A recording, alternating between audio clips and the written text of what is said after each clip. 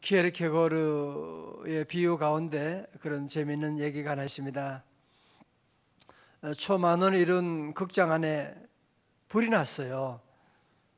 근데 누군가 갑자기 불이야 라고 소리 지르게 되면 그 안에 있는 사람들이 놀래가지고 아비규환이 되고 통로도 제대로 찾지 못하고 그러다가 다 불에 타라 죽을 수도 있지 않습니까?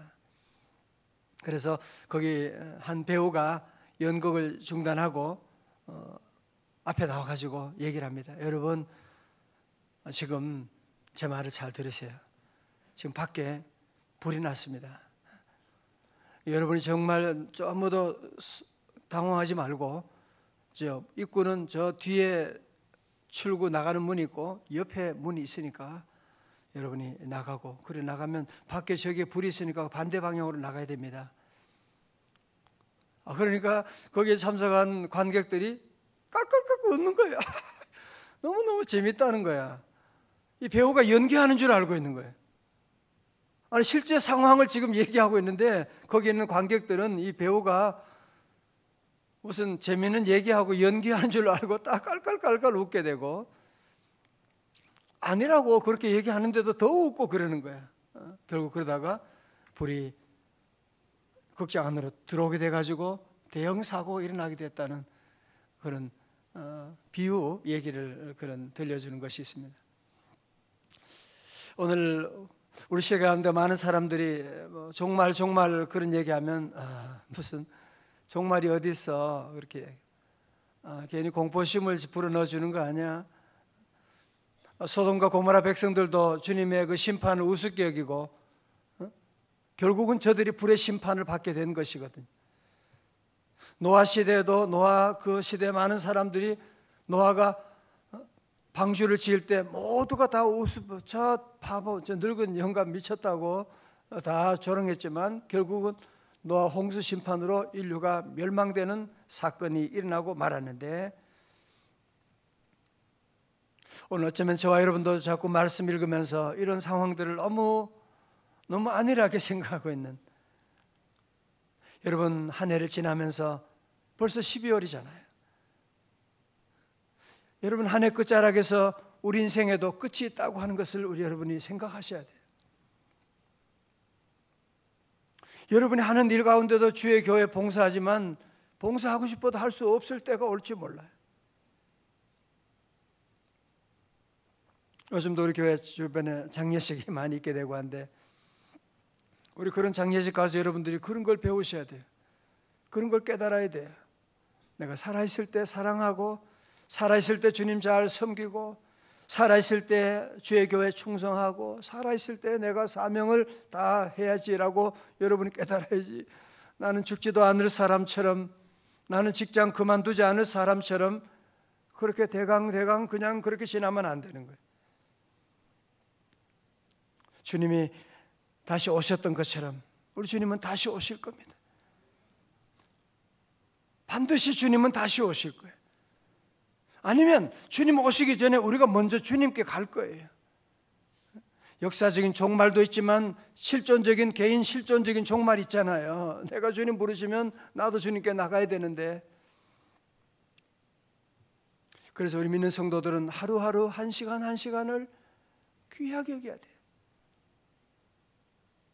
오늘이라고 하는 날은 이 보통 귀한 날이 아니에요. 특별히 젊은 사람들, 청년들은 더 귀하겠죠. 너무너무 귀한 시간들 우리가 보내고 있는, 그래서 우리는 이 시대를 어떻게 살아야 되겠느냐, 어떻게 사는 것이 지혜로운 삶이냐, 어떻게 사는 것이 하나님을 기쁘시게 하는 삶이냐, 여러분이 고민하셔야 돼요.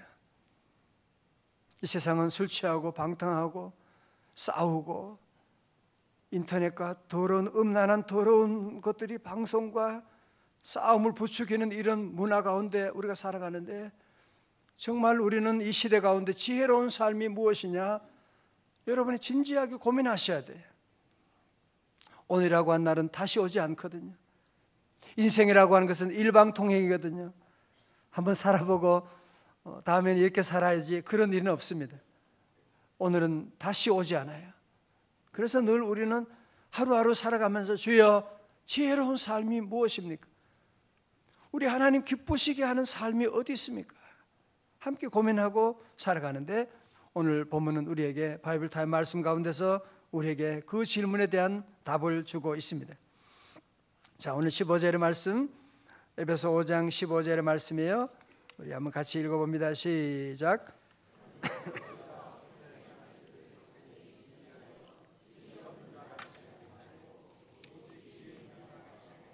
아멘.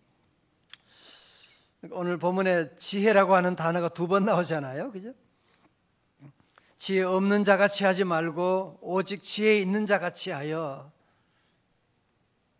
여러분 가정의 주부도 지혜가 있어야 돼요, 그죠? 회사를 운영하시는 분도 지혜가 있어야 되지. 들어갈 때 나올 때 선생님도 지혜가 있으셔야 되고, 회사 다니는 분도 모든 사람에게, 목사에게도 모두에게 가장 중요한 것이 지혜라고 하는 것. 그래서 오늘 본문은 지혜 없는 자 같이 하지 말고 지혜 있는 자 같이 하여. 자, 그러면 지혜 있는 자는 어떤 자냐? 지혜 있는 사람은 어떤 사람을 말합니까? 그게 바로 16절에 나오고 있죠. 뭐라고요? 다 같이요? 세월을 아끼라, 때가 악하니라. 예? 세월을 아끼라, 왜냐하면 때가 악하기 때문이다. 그렇게 번역하는 것이 정확합니다. 세월을 아끼라고 하는 것은 그러면 마치 돈 아끼는 것처럼 그냥 세월을 사용하지, 그런 얘기가 아니고, 오늘 세월을 내게 주어진 이 세월을 가장 귀하게, 가장 알차게, 가장 보람있게 하루하루를 살아가라. 왜? 때가 악하기 때문에 그렇다. 때가 얼마 남지 않았기 때문에 그렇다는 거예요. 소망교회 목회하시던 곽선희 목사님 그런 얘기잖아요. 메뚜기도 한철인데 그러면서. 그렇죠, 메뚜기도 한철이죠. 저도 한철이죠. 여러분도 한철 하나님 앞에 쓰임 받는 거예요. 그러나 이 때가 얼마나 악한 때, 때가 짧은 이 때에 우리는 이 세월을 가장 귀하게 여기는, 이 세월을 잘 선용해 나가는.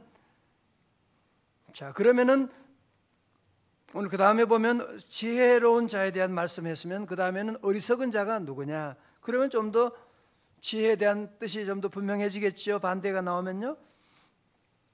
누가 어리석은 자냐? 17절요. 시작.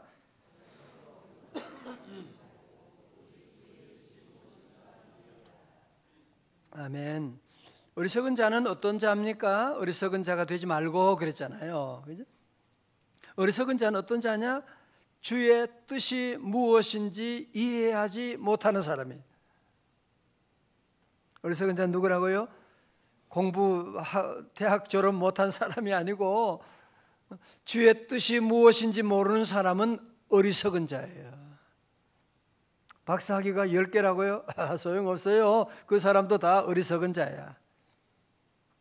그러나 초등학교 문에도 못 들어간 사람이라고 할지라도, 저희 어머님은 초등학교도 제대로 졸업하지도 못하셨지만 하나님 만나고 말씀 읽으면서 지혜로운 사람이 된 거예요. 주님의 뜻을 알게 되는 거죠. 어리석은 자는 뭐냐? 주님의 뜻이 뭔지를 몰라요. 자, 다시 반대로 바꾸라면 어떻게 했어요? 지혜로운 자는 누구겠어요? 주의 뜻이 무엇인지 아는 거죠. 내 시대 가운데, 내 삶 가운데, 오늘 가운데 주님의 뜻이 무엇이냐라고 하는 것을 아는 사람입니다. 자, 그러면 더 나가서 주의 뜻이 무엇이냐? 에베소 5장 18절에 말씀하고 있는 거예요. 그래서 에베소 5.18 사건이라 그랬죠? 5.18 다 같이요. 시작. 술 취하지 말라. 이는 방탕한 것이니 오직 성령으로 충만함을 받으라. 아멘. 술 취하지 말라. 이는 방탕한 것이니. 자, 앞을 보세요. 여러분, 술 취하면 결과가 뭐냐 하면은 방탕이지요. 술 취하게 되면 모든 것을 다 방탕하고 낭비적인 삶을 살게 돼요. 술 취하게 되면, 술 먹으면 돈을 낭비하게 되죠. 술을 먹고 취하는 사람은 건강을 낭비하는 거죠. 술 취하는 사람은 시간을 낭비하게 되는 거죠. 술 취하는 사람은 자기에게 주어진 기회를 낭비하게 되는 거죠. 술 취하게 되면 자기의 모든 인생, 자기의 가정을 파괴하게 되는 거죠. 예수 믿는 사람들은 여러분이 우리가 담배를 피우지 않고 술 먹지 않은 여러분 이것만 해도 매달 얼마 번다고 계산하면 얼마 될까요? 술값 안 나가고 담배값 안 나가고 담배 한 값이 얼마예요? 몰라요? 모르시겠죠? 그죠? 하도 오래돼가지고 모르시겠죠? 그거 여러분이 한 값이고 안 피우고 그거 값고 술 먹고 낭비하는 교통사고, 여러분은 모든 사고 질병의 그 배후에는 술이라고 하는 것이 있는데 지금 우리 사회는요 큰일 났어요. 술을 권하는 사회, 세계 어디에도 없는 이 술 문화가 지금 우리 대한민국을 뒤엎고 있고, 특별히 이제 성탄 연말을 맞이하게 되면 모든 모임 가운데 아침부터 전부 다 술을 권하고, 술을 안 먹으면 어떻게 술 안 먹고 이 세상 사냐 이 사람아, 그렇게 말하고. 지난번에 낮에 점심 식사하러 갔는데 거기도 젊은 사람들이 모여가지고 술 파티를 하는데 여자들도 거기 끼어가지고 정말 낮에 되난 점심 때부터 그러면 하루를 어떻게 하겠다는 거죠? 전도하면 막 화내고 그러면서 술은 막 권하고 안 먹게 되는데 막 억지로 먹이는 이 사회 가운데 지금 우리가 살아가고 있는, 여러분도 직장생활 얼마나 힘드세요, 그죠? 저는 가끔 기도하면서 우리 성도들이 직장생활이 전쟁터구나라는 생각이 들어요. 얼마나 힘든 순간들 여러분이 지나면서 거절할 수도 없는 그런 환경 가운데 있을 때도 있는데, 그러나 저는 여러분에게 어렵지만 성경 말씀을 전할 수밖에 없어요. 오늘 우리에게 주님은 말씀합니다. 술 취하지 말라, 이는 방탕한 것이니. 결국은 술 취하면 여러분의 인생은 방탕하게 되는, 다 빠져나가는 겁니다. 다 없어지게 되는 것입니다.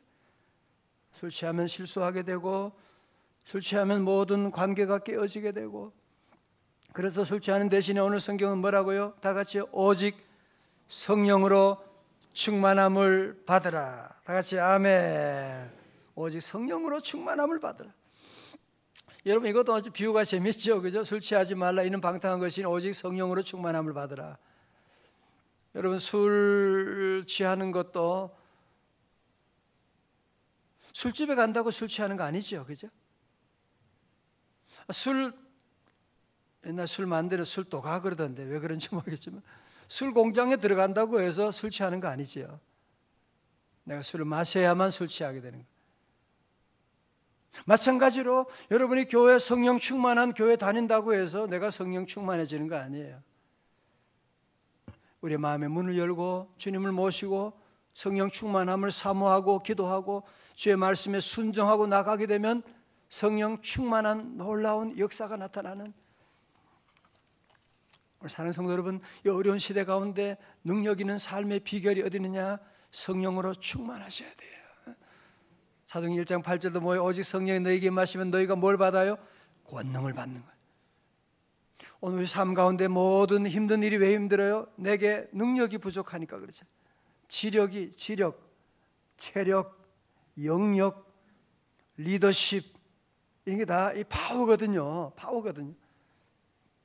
근데 성령 충만하게 되면 여기에서 모든 파워가 다 나오게 되는 거예요. 성령 충만하게 되면 술 취하면 모든 방탕으로 나가고 낭비적인 삶이지만 성령 충만하면 모든 에너지가 다 모여지게 되고 힘이 생기게 되고 능력이 생기게 되고, 오늘 새벽에 나오신 여러분 모두 이 어려운 시대 가운데 성령 충만하시기를 주의 이름으로 축원합니다. 다 같이 아멘. 성령 충만, 성령 충만, 성령 충만, 성령 충만, 아멘. 성령 충만, 성령 충만, 성령 충만, 성령 충만, 아멘. 믿습니다. 믿습니다.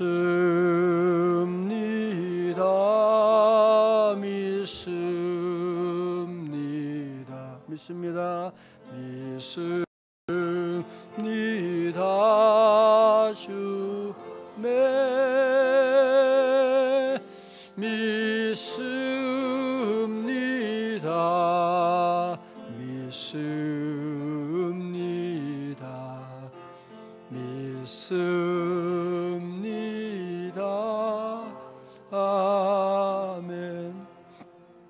성령 충만 받으면 예배 교회 생활하는 예배 드리는 데나 좋지. 아니에요. 성령 충만하면 주는 축복이 뭐냐? 두 가지 복이 있어요. 첫 번째로 성령 충만하면 위로 하나님과의 관계가 좋아지게 돼요. 자, 19절 보세요. 19절에 보면요, 시와 찬송과 신령한 노래들로 서로 화답하며 너희 마음으로 주께 노래하며 찬송하며. 20절 다 같이요. 범사의 우리 주 예수 그리스도의 이름으로 항상 아버지 하나님께 감사하며. 아멘. 여러분 가운데 이게 그렇게 좋은 거냐, 축복이냐 그렇게 생각할지 모르지만, 여러분 여기에 보면 무엇이 떠나간 거예요?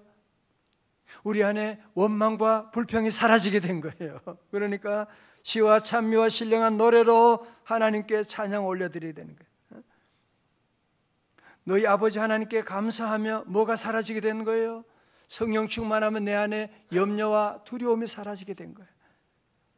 하나님께 이제는 감사하는 삶을 살게 되는, 성령 충만하게 되면 여러분 안에 있는 염려, 두려움들.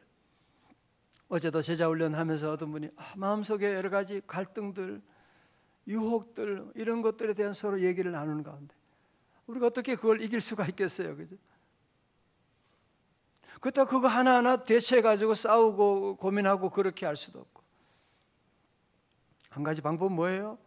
마치 여기 방이 추운데 어떻게 해요? 여기다가 또 어떻게 할 수가 없고, 히터 틀면 되는 거예요. 그냥 히터 틀면 온 교회가 전체가 따뜻해지게 되는 거예요. 찬바람은 다 사라지게 되는 거예요. 여러분 마음에 성령으로 충만하게 되면 여러분이 걱정하던 염려들 사라지게 되는 거예요. 여러분이 두려워하는 모든 질병도 사라지게 되는 거예요. 성령 충만하면 아이들이, 어제 제가 새벽에 잠깐 말씀드렸지만 누가 그러는 거예요. 우리 애가 갑자기 그렇게도 말 안 듣고 그렇게 동생하고 싸우고, 어디서 나와서 이놈들이 둘이 형제가 싸우는데, 어느 날 큰애가 초등학교 이제 몇 학년? 4학년, 5학년인데 엄마 이제 나는 너무나 애가 착해진 거예요. 그래서 왜 그러냐 그러니까 엄마도 이제 늙어지고 엄마 너무 힘들게 직장 생활하는데 자기도 마음이 변했다고 그렇게 말하면서 어느 날 그렇게 된 거예요. 그렇게 잔소리하고 그렇게 울고 그래도 그때밖에 없어요. 장난감 사줘도 그때밖에 없어요. 그런데 애가 바뀌게 되는 거예요. 여러분 기억하셔야 돼요. 우리가 물리적으로 싸우고 잔소리하고 네가 왜 그러냐 걱정하고 다 소용없어요. 그죠? 성령 충만하게 되면 이런 불안과 염려와 두려움과 원망과 다 사라지게 되는 거예요. 다시 아멘. 주 예수 내 마음에 들어와 계신 후, 주 예수 내 마음에 오심, 주 예수 내 마음에 오심. 어떻게 돼요? 물밀듯 내 마음에 기쁨이 넘치무. 왜요? 주 예수 내 마음에 오심. 주 예수, 주 예수 내 마음에 오심, 주 예수 내 마음에 오심. 물밀듯 내 마음에 기쁨이 넘치무. 주 예수 내 마음에 오심, 주 예수 내 마음에 오심. 새벽에서 안 올라가요. 아유. 두 번째로 성령 충만하면 오는 복이 뭐냐? 관계가 좋아진대요. 관계가 좋아져요. 다시 말해서 천국이 만들어집니다. 보세요. 21절의 말씀, 그리스도를 경외함으로 피차 복종하라. 여러분, 그래서 에베소 6장의 말씀 가운데서 이 관계가 회복되는, 그래서요 22절부터는 무슨 관계? 부부 관계. 관계 가운데 제일 중요한 건 부부 관계예요. 자꾸 어떤 분은 자녀와 관계 얘기하는데 아니에요. 부부 관계가 더 중요합니다. 부부 관계가 제일 먼저 나타나고, 두 번째로 자녀와 부모의 관계가 6장에 나오지요. 그죠? 자녀 부모의 관계. 그 다음에 나오는 것이 뭐예요? 5절부터는 이 종과 상전의 관계. 여러분 회사 생활할 때 이런 모든 상전과 또 상관과 그리고 부하 직원들과의 이런 관계들, 이런 모든 관계가 회복되는 역사가 나타나게 되는. 자, 보세요. 여러분이 행복이라고 하는 것은 소유에서 오는 거 아닌 거 아시죠? 그죠? 에덴 동산이라고 해도 아무리 모든 게 다 있어도 거기에 죄가 들어오므로 관계가 깨어지게 되니까 하나님도 싫어하고 부부간에 대판 싸움이 나게 되고. 여러분, 행복은 관계에서 오는 걸 알아야 돼요. 그죠? 여러분도 아마 관계가 너무 힘들면 그냥 죽고 싶어, 그만두고 싶어, 그런 마음을 여러분이 가지게 되잖아요. 이 관계 회복은 어디서 오는 것이냐? 성령 충만하게 되면. 성령 충만하게 되면 모든 관계, 부부 관계, 자녀와 관계, 직장 생활하는 모든 관계, 자꾸 부딪히는 분이 있으면 성령 충만을 여러분이 사모하고 기도해야 돼요. 성령 충만하면 왜 관계가 좋아지냐? 성령 충만하면 나는 죽고 예수님이 내 안에 계시니까. 주 예수 내 마음에 오심. 주님이 내 마음에 계시니까 싸울 일이 없죠. 부부간에 이겨서 뭐 할 건데. 여보 미안해요. 아이들에게도 미안하고, 얘들아 미안하다. 좋은 아빠가 되지 못해서 미안. 싸울 일이 성령 충만하면 모든 관계가 이렇게 회복되는 거예요. 한 젊은 분을 소개합니다. 이분은 신실하게 신앙생활하고 성장하였고, 하나님이 지혜 주어서 영국의 명문대학 옥스퍼드를 졸업하게 되고, 하나님의 부르심 받아서 신학교에 입학하게 되고, 복음에 대한 열정으로 말미암아 그는 그냥 목사가 아니라 나는 선교사가 되겠다 다짐을 하고 선교지로 가는 중간에 갑자기 파도가 밀려오는데요. 산더미 같은 파도가 배 위를 덮치게 되는, 배에 제일 큰 도시 산산조각이 나게 되고, 배는 눈 깜짝할 사이에 물바다가 되고, 물은 갑판 위로 노도같이 밀려오게 되고, 그 안에는 사람들이 다 큰일 났다, 죽었다, 이제 막 소리 지르고 아비규환이 되고, 이 선교사로 가는 이 사람 마음도 두려워가지고, 이제 내가 하나님 선교사로 가는 나를 이렇게 하십니까? 두려워가지고 벌벌 떨고 있는데, 저 배 한쪽에 보니까 찬송 소리가 들려오는 거예요. 뭐지? 하고 가보니까 거기에 모라비안 교도들이 거기서 찬송을 부르는 거예요. 아이들도 모두가 다 함께 그 배가 아수라장이 된 가운데도 찬송을 부르고 나가는. 이 선교사님이 물어봤어요. 아니, 여러분 두렵지 않으세요? 무섭지 않습니까? 그러자 하는 대답이, 나는 하나도 무섭지 않습니다. 오히려 하나님께 감사할 일이죠.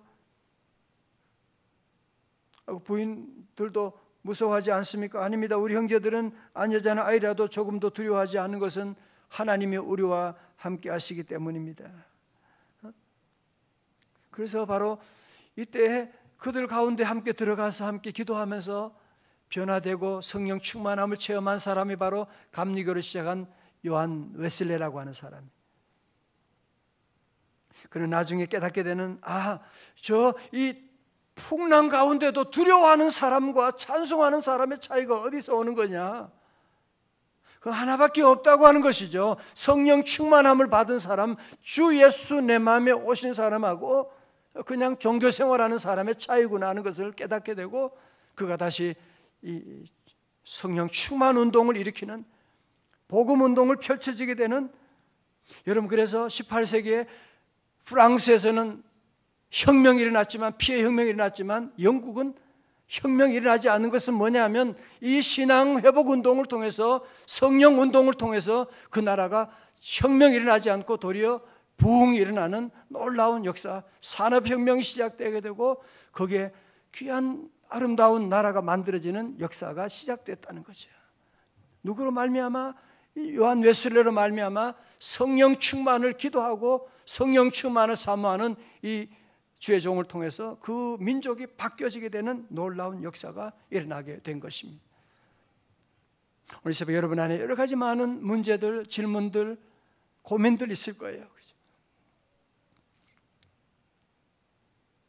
세상 삶으로 보면 100가지 길이 나오겠죠. 아이들 문제, 공부 잘 아이들 문제를 위해서는 한 1000가지 방법이 넘겠죠. 그죠? 직장 생활 잘하는 방법이 한 10,000가지 되겠죠. 그죠? 부부 관계, 좋은 관계 만드는 거 한 몇만 가지 될까요? 성경 그렇게 말하지 않아요. 성령 충만할지어다. 성령 충만하면 이 한 가지 길을 통해서 모든 관계, 모든 일이 일어나게 되고, 오늘 저와 함께 이 새벽에 우리 함께 기도하면서 주여 성령 충만하게 하여 주옵소서. 오늘 저도 기도하는 제목은 주여 성령 충만함은요 일회적으로 끝나는 게 아니에요. 성령 충만함을 받으라. 이것은 단순 과거 시제라고 하는데 헬라에서 계속적인, 내가 지난날에 산기도할 때 기도원에서 성령 충만 받았는데요, 그거는 틀린 얘기야. 성령 충만은 계속 받는, 마치 밥을 먹는 것처럼 계속 여러분이 늘 사모해야 돼요. 성령 받은 것은 일회적이지만 성령 충만은 계속 사모하는 거예요. 오늘 새벽에도 모두 성령 충만하시기를 축원합니다. 우리 목사님들도 다 기도해야 돼요. 성령 충만하지 않으면 자꾸 시험 들어요. 아무것도 아닌 일에 넘어지게 돼요. 장로님도 마찬가지고 안수집사님, 권사님도 이제 앞으로 새해 또 하나님의 놀라운 일들을 준비하면서 우리 모두가 함께 기도해요. 주여 성령 충만하게 하여 주옵소서.